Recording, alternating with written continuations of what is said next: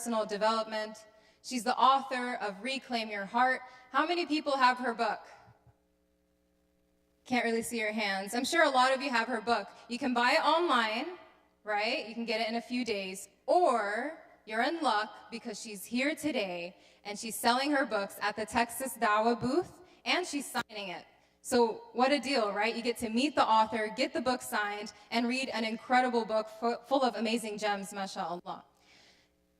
In her session, she's going to walk us through restoration through our body, mind, and soul by following the path to Allah in order to overcome our challenges. Who here is excited to hear Sister Yasmin talk? She's traveled a long way for you guys, and I'm so excited to introduce her to the stage, inshallah. She's a writer, she's a poet, and I am just so excited to have her come up, inshallah. Please welcome to the stage, Ustadha Yasmin Mogahed.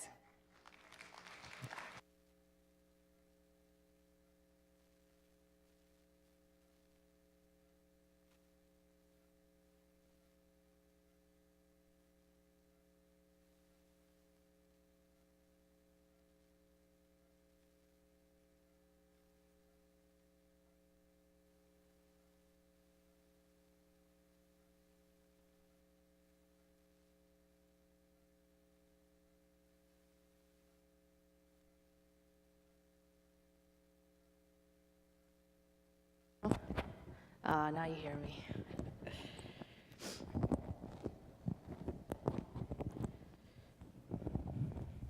They were so excited to have me speak, they had me come up 10 minutes early. أعوذ بالله من الشيطان الرجيم بسم الله الرحمن الرحيم والصلاة والسلام على رسول الله وعلى آله وصحبه أجمعين رب اشرح لي صدري ويسر لي أمري واحلل عقدة من لساني يفقه قولي. Assalamu alaikum, everyone. Alhamdulillah, I've been to Houston a few times, but this is my first time at this particular conference, and I'm very happy to be here. I am the type of person and the type of speaker who likes to connect with whom I'm speaking to. But alhamdulillah, can't really see your faces because of all the lights, but I hope that inshallah, this will be an opportunity for us to have a two-way communication, even if yours is silent. This is a topic that everybody can relate to. When I got the title, it had the word overcoming in it.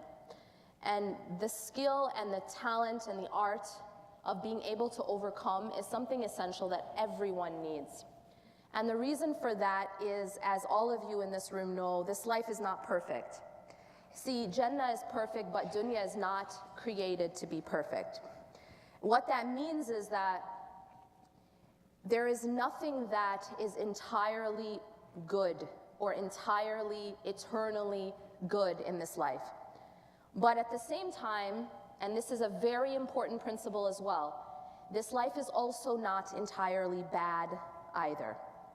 Why I'm emphasizing that is it is a key component of being able to overcome. The reason why sometimes we fall into despair, the reason why sometimes we fall into despair is because of the way we view things, because of the way we see the same reality. Two people can be looking at the exact same reality and see two very different things. It's that age-old cliche that you can take a glass and it can be you can fill it halfway with water, and you can ask one person and one person will say that it is half empty, while another will say it is half full. But you see, the way in which we see our reality is extremely important in terms of how we respond to that reality. And that's why I want to emphasize this very important principle, which is that although this life is not perfectly good, it isn't perfectly bad either. No matter how hard someone's life is, no matter how much they lose, no matter how much they struggle, they also have some ease in their life. They also have goodness in their life. No one, no matter how hard they have it, live with only hardship and no ease. It's just the design of Allah subhanahu wa ta'ala that He gives us both. And not only does He give us both, but Allah subhanahu wa ta'ala says, Inna ma'al usri yusra. And what that means is that along with the difficulty, and difficulty in this ayah is singular, along with the singular difficulty is plural, many eases, yusra. And this idea is very important because often people believe that things are either going to be all good or they're going to be all bad. And when they go through difficulty, they have trouble finding the light within the darkness. And so I want to begin by speaking about the fact that there is always light, even within the darkness. Just now we're in a rather dark room. The lights are very, very low, the ceiling lights. But there's also a lot of light as well. And so a person can choose what they focus on. And I cannot emphasize enough that who you are and what surrounds you has everything to do with what you choose to focus on. And this is something that has been shown again and again in studies, that it is our focus that determines our world, essentially, our reality. And I'm going to explain what I mean. Allah subhanahu wa ta'ala says, He teaches us a very, very fundamental principle. He says, وَلَئِن شَكَرْتُمْ لَأَزِيدَنَّكُمْ. That if you are thankful, if you are grateful, I will increase you. And what's so powerful about this is that what Allah is showing us is that if you and I choose to focus on what we have, rather than focusing on what we don't have, what we have will increase. And when I say what we have will increase, not only will we be given more of these good blessings, but psychologically those blessings grow in our minds. In our minds we feel full. We feel contented when we choose to focus on the things that we have. When we choose to focus on the light, when we choose to focus on positivity, it actually grows within us and we become filled with it. But see, there's another dangerous tendency that we have. We have this tendency as human beings, and we have this tendency as a community, and that is that we like to complain. We like to complain about how bad it is. We like to complain about the things that are going wrong. Now, one thing I warn you against is this. I believe very, very strongly that we have taken two extremes in how we deal with difficulty. We've taken two extremes in how we deal with pain and hardship. And when something wounds us or something harms us or hurts us, we've taken two extremes. One extreme is the extreme of suppression. We have a lot of cultures, especially, which teach suppression. Suppression of emotion, suppression of pain. If you go through something difficult, just put your happy face on and pretend it didn't happen. That if you have a wound, whether it's from your childhood or from your past, that the way to deal with it is to just suppress it and to cover it up, and definitely don't let the world know that you're imperfect. And that's actually a very, very, very dangerous trend, because what that's like is like a person who gets shot, and what they do with their gunshot wound is they cover it with a Band-Aid. When you cover a gunshot wound with a Band-Aid, what happens to it? Well, you might say time heals all wounds, but what's going to happen to your gunshot wound? It's going to actually become worse. It's going to get infected, and pretending that it's not there doesn't make it go away, and it doesn't heal it. And time will not heal that wound because it was not cleaned. It was not actually treated, and therefore time is not going to heal a wound that's never treated or addressed. You have to address the wound, and then you can talk about healing. So there's this extreme of just suppression, pretend you're perfect, pretend everything is perfect, put your mask on, and there's a very, very strong push in our culture to be perfect. Have perfect skin. That's why we have so many filters, alhamdulillah. Have a perfect body. That's why we have Photoshop, alhamdulillah. Have a perfect life, perfect children, perfect spouse. Everything has to be perfect. And if it isn't perfect, put a filter both physically and metaphorically to make it look perfect, right? And we have this all over our social media. People photoshopping their lives to make it look what it is not. because there's so much pressure to be perfect. Nobody wants to see your flaws. Nobody wants to see that. No one wants to know that you have wrinkles or stretch marks. No one wants to know that you don't have perfect skin or you don't have a perfect life or a perfect figure. And there's so much pressure, and this is actually causing a lot of depression and a lot of anxiety, all this pressure to compete and to be perfect. It's very, very dangerous, in fact. And spiritually, it's very dangerous because it turns us into fake people. And when we become fake people, a fake person cannot connect to their creator. If you're fake, you can't connect to Allah. You have to be real to be able to connect to your creator. You can't put a mask on and think you're going to connect to the one who made you. So actually, it's very dangerous, both socially but also spiritually. It's very dangerous to put on this mask and become fake. But see, we have another extreme on the other end in dealing with wounds and in dealing with pain and struggle and hardship.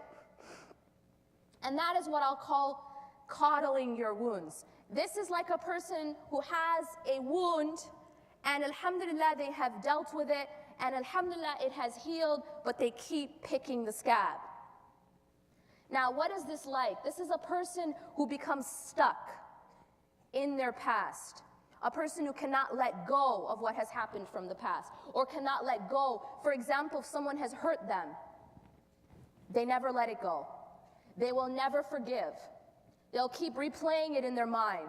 They'll hold grudges to the grave. And that is equally dangerous, because that also does not allow you to heal. It's just like the wound that you keep on picking. It's healed, but you keep picking it. And you're actually making it, you're stunting that process, you're making that process have to start over again because you're not allowing yourself to heal. When you hold on to grudges, you're actually harming yourself. I heard once someone say that holding a grudge is like drinking poison and waiting for the other person to die. You understand? You hurt yourself when you hold a grudge. You're not hurting the other person because you yourself are the one staying wounded. You're choosing to stay wounded. You're choosing not to heal. And that's a choice that you have made for yourself by holding on to anger, by holding on to what people have done to you or what has happened to you, and then you replay it in your mind. And realize that this is a tool of shaitan. One of his favorite tools is to remind you and actually replay like a broken record anything and everything that ever hurt you from your life. And the reason why he does this is he knows that if you get stuck in your past, you won't be able to move to your future. You just get stuck. And when you get stuck in pain, you can't move on. It's like a person who's driving, and we have a couple, mirrors in the car, right, when you're driving. You have the front where you're looking forward, but then you have the rear view mirror. And the rear view mirror has a very specific function. The rear view mirror is supposed to be something that you look at to give you an idea of what's behind you. But it's not intended. Let me ask you this. If when you're driving, you stay too long looking at the rear view mirror, you understand? So instead of looking forward, you just get fixated on the mirror, the rear view mirror. You get fixated on what's behind you. What's going to happen? You crash. Why do you crash? You crash because you're not looking forward. But the mirror's there, but the mirror is not intended for you to be fixated on. The rear view mirror is only supposed to be for your reference, for you to reference what's behind you and then move forward and look back forward, because forward is where you're moving. But people do this in their lives. They get stuck on the rear view mirror. They get stuck on their past. They get so stuck in whatever has passed them, whatever is behind them, that they crash because they're not looking forward and they're not actually able to move forward. So this is a very, very well practiced tool of the shaitan, is to make you stuck on what is behind you. And there's many ways in which he does this, many ways.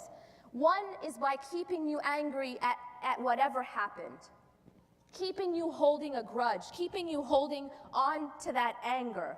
Someone hurt me, so-and-so did this to my family, this person didn't, whatever it was that they did to you. Sometimes he might try to keep you angry at Allah subhanahu wa ta'ala. A'udhu billah. Oh, look what Allah did to you. Right? This is the worst kind. Look what Allah did to you. Look what Allah took from you. You didn't deserve that. That wasn't fair. This is the type of poisonous waswasa that he will put. And when you start to feed, when you start to allow that and it grows within you, it's like poison.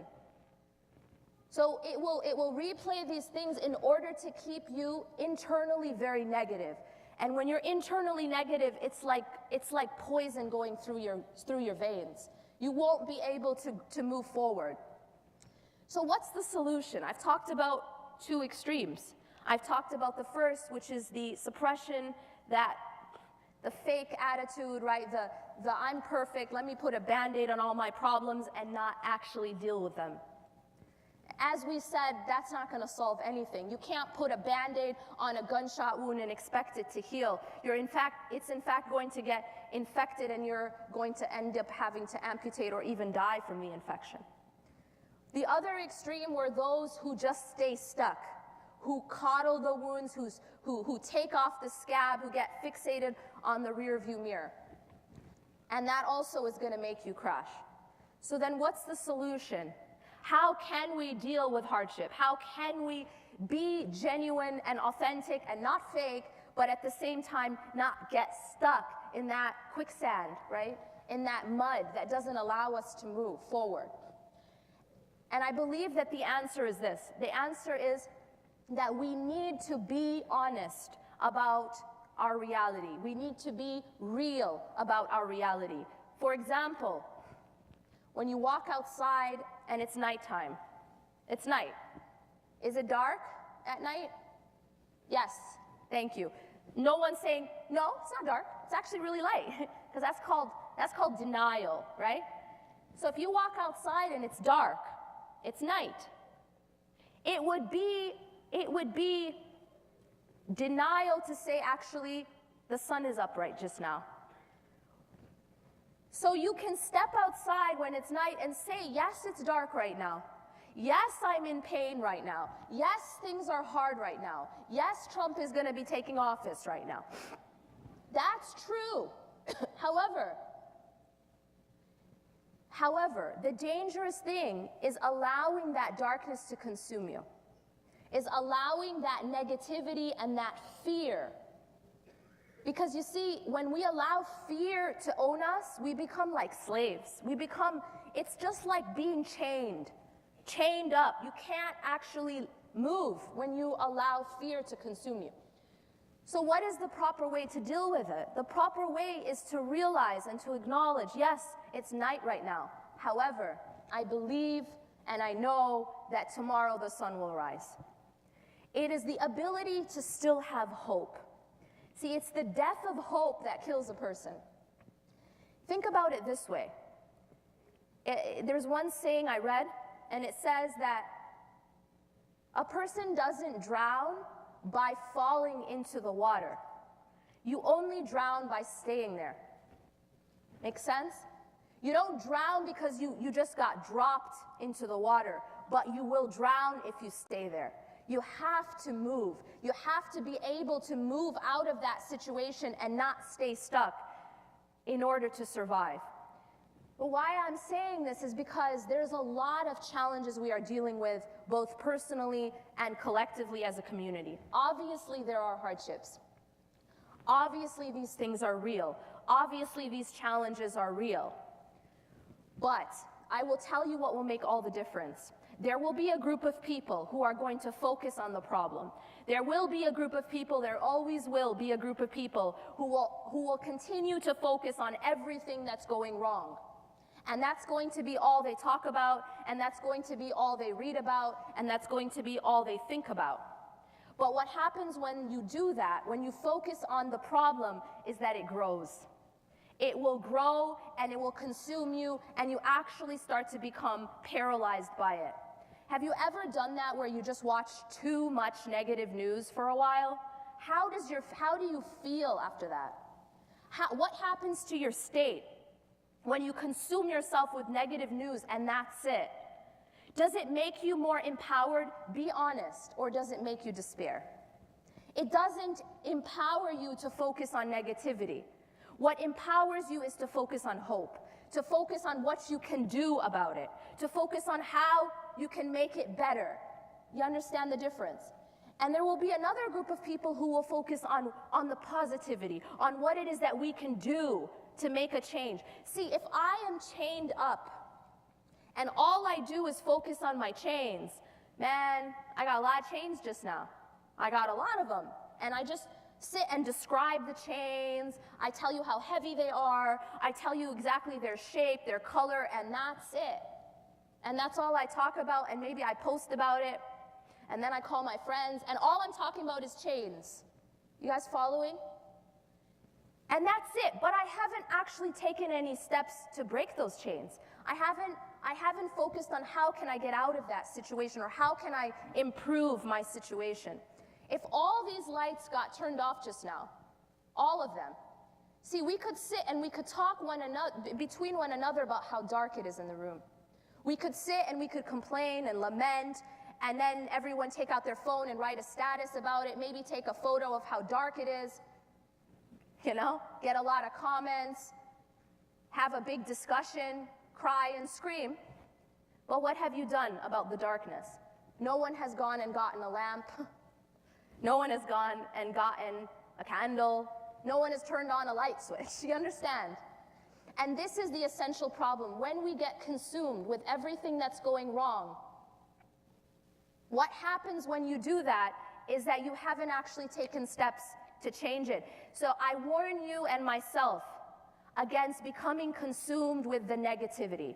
I warn you and myself from becoming consumed with everything that's going wrong and only problems, because I promise you, while the problems are real, the goodness is also real. There's also goodness. Allah has promised that inna ma'al usri yusra. Allah has promised that along with the hardship comes eases, the plural of ease.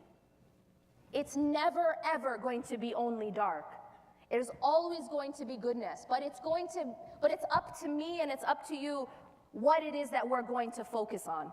Whatever you focus on grows. Whatever you focus on grows. And that is why the practice of gratitude is so powerful. And the practice of gratitude is something that psychologists have found across the board. This very principle that Allah subhanahu wa ta'ala tells us in the Quran, وَلَئِن شَكَرْتُمْ لَأَزِيدَنَّكُمْ, that if you are grateful, I will increase you. They have actually found in studies that one of the most effective ways to treat depression is simply to keep a gratitude journal. To have a journal where every single day you write what you're grateful for. 5 things you're grateful for. They've actually found that it can treat depression. Why is that? Because this is the way Allah has wired us. When we focus on what we have, when we focus on what's positive and what we can do about it, we actually become more content and we become happier people. So I urge you to take this middle route of acknowledging the problems but not focusing on them. As they say, you should let go of your past but hold on to the lessons. The rear-view mirror is intended just as a reference. Your past, I once read, your past should be a place of reference, not a place of residence. You're not supposed to be living in the past, but what you're supposed to be doing is learning from it, take the lesson, but let it go. And similarly with the challenges that we're dealing with today, every single one of us have personal challenges, every single one of us have collective challenges. As a community, we are facing very, very real challenges. But I'm going to end with this story. Many of you have heard me share it. I feel that it is so relevant today. And that's the story of Musa alayhi salam when he was with his people in front of the Red Sea. When Musa alayhi salam stood in front of the Red Sea, he was in a very impossible looking situation. He had this giant body of water in front of him and he had an army behind him. And this was Pharaoh. He was a superpower. He was a superpower who killed babies as a policy, cut off people's limbs and stuff. And now he's with a group of slaves stuck. But the question is, what was his response? And what was the response of the people who were with him? فَلَمَّا تَرَاءَ الْجَمْعَانِ قَالَ أَصْحَابُ مُوسَى إِنَّا لَمُدْرَكُونَ. When they saw each other, the group, so Musa alayhi salam, his people saw the armies, you know what the people of Musa said? إِنَّا لَمُدْرَكُونَ. They had this attitude which many of us had the day after the elections especially. We will be overtaken. That's it for us. You know what I'm saying? We're all going into camps. Not the fun kinds of camps, guys. We freaked out, and understandably so. When we face hardships as a community or individually, many of us have this type of response. Inna lamudrakun. Indeed, we will be overtaken. We lose hope. We fall into despair. And honestly, it's somewhat understandable. They're stuck in the front of a Red Sea with an army behind them. Okay, it's understandable given the situation, as it is understandable our own anxiety at this time. However, look at the response of Musa alayhi salam. قَالَ كَلَّا. He said, nope. He said, nope. He said, absolutely not, by no means. Kalla, for those who understand Arabic, is a very, very emphatic no way.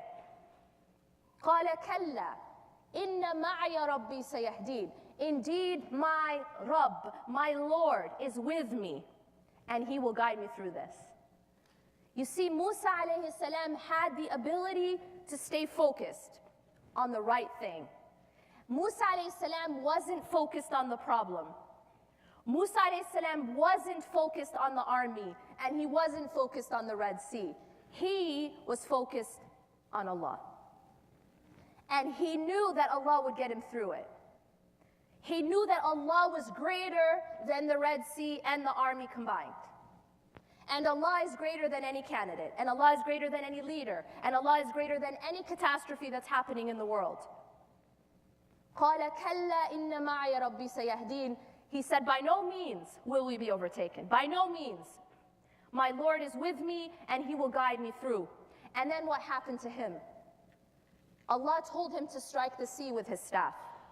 And when he did that, the sea was split in half. Now, this is not just an awesome story. It is an awesome story, but that's not it. After telling us this story, Allah tells us, إِنَّ فِي ذَلِكَ لَآيَةً, that indeed in this is a sign. This is a lesson for us. It's not just a bedtime story that we tell our kids. This is not just a bedtime story.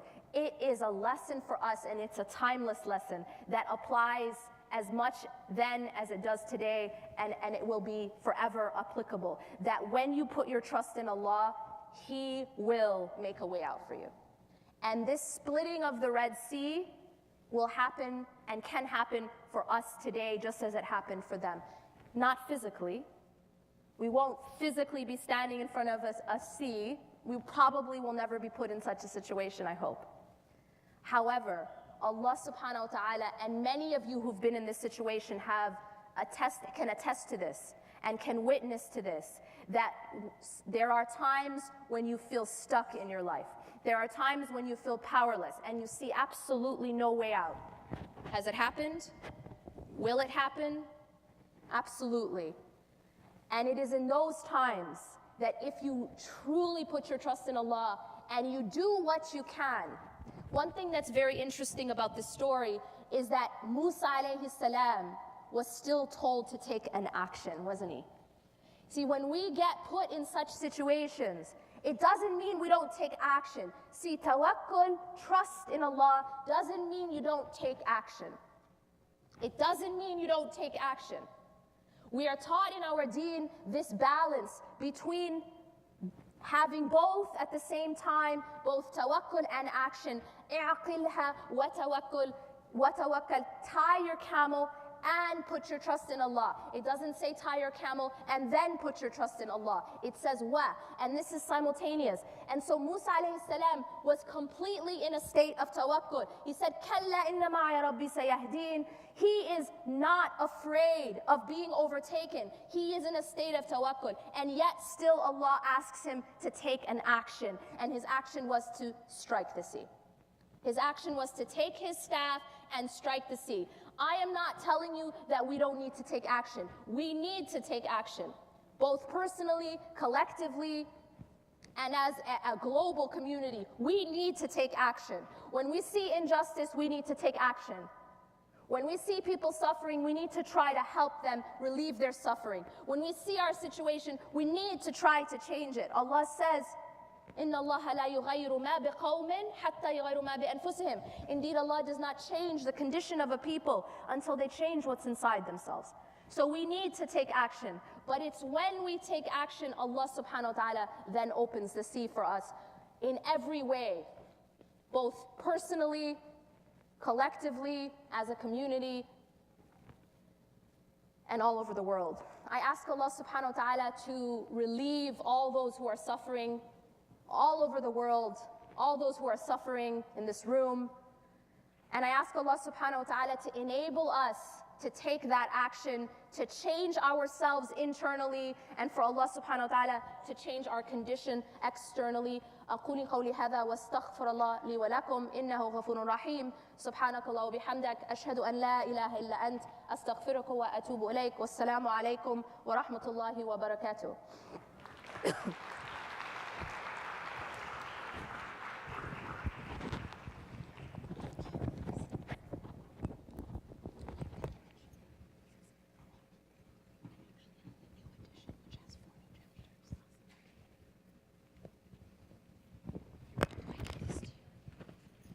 Jazakallah khair, Sister Yasmin.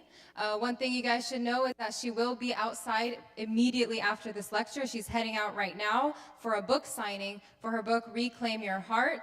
Keep in mind, this is the new edition where there are 4 additional chapters. So you have her book already. Be sure to buy the new edition, inshallah, and get it signed.